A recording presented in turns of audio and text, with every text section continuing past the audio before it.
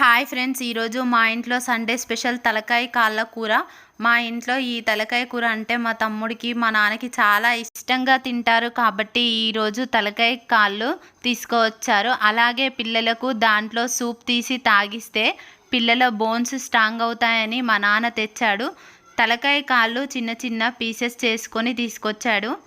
మా నాన్న తీసుకొచ్చిన పీసెస్ని మా అమ్మ బాగా ఫ్రెష్గా కడిగి పక్కన పెట్టుకుంది.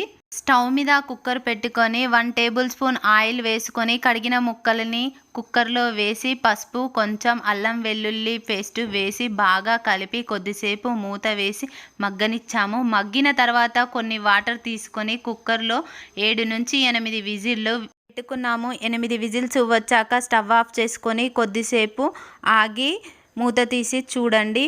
ముక్క ఉడికిందా లేదా, ఉడికితే పక్కకు తీసి పెట్టుకోండి, లేకపోతే ఇంకా 1 లేదా 2 లేదా 3 విజిల్స్ పెట్టుకోండి. ముందుగా ఒక పెద్ద ఉల్లిగడ్డను కట్ చేసి పెట్టుకున్నాము. ఆ తర్వాత టేబుల్ స్పూన్ అల్లం వెల్లుల్లి పేస్ట్, 1 టేబుల్ స్పూన్ పసుపు, రుచికి సరిపడంత ఉప్పు, ధనియాల పొడి 1 టేబుల్ స్పూను, 2 టేబుల్ స్పూన్ల ఎండు కారము, 1 table spoon garam masala, 1 table spoon కొబ్బరి పొడి, 1 టేబుల్ స్పూన్ మిరియాల పొడి, సాజీరా, లవంగా, ఇలాచి కూడా తీసుకున్నాము.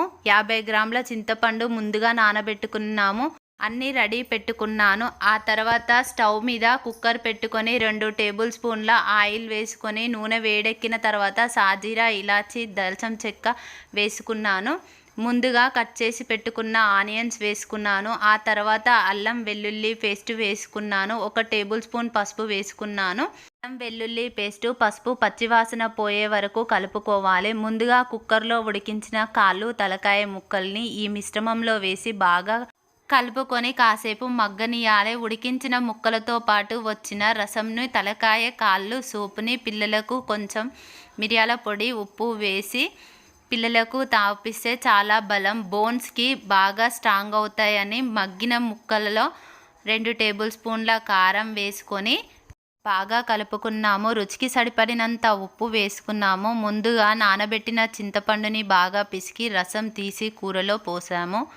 మూత వేసి కొద్దిసేపు మగ్గనిచ్చాము. మగ్గిన తర్వాత ధనియాల పొడి, కొంచెం గరం మసాలా వేసుకున్నాము. కొంచెం మిరియాల పొడి కూడా వేసుకున్నాము. కొంచెం కొబ్బరి పొడి వేసుకొని మళ్ళీ 2 నుంచి 3 విజిల్ల పాటు కుక్కర్ను పెట్టుకున్నాము.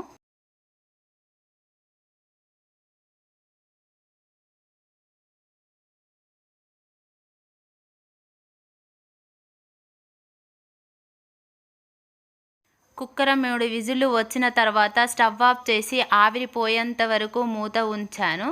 ఆ తర్వాత మూత తీసి ఒకసారి ఉడికిందా లేదా అని చూసుకున్నాను. ఆ తర్వాత ఒక బౌల్లోకి తీసుకొని వేడివేడి అన్నంలో తలకాయ కూర ముందుగా నేనే వేసుకొని తిన్నాను. మా డాడీ, తమ్ముడు తిని చాలా బాగుంది, కుదిరింది అని చెప్పారు.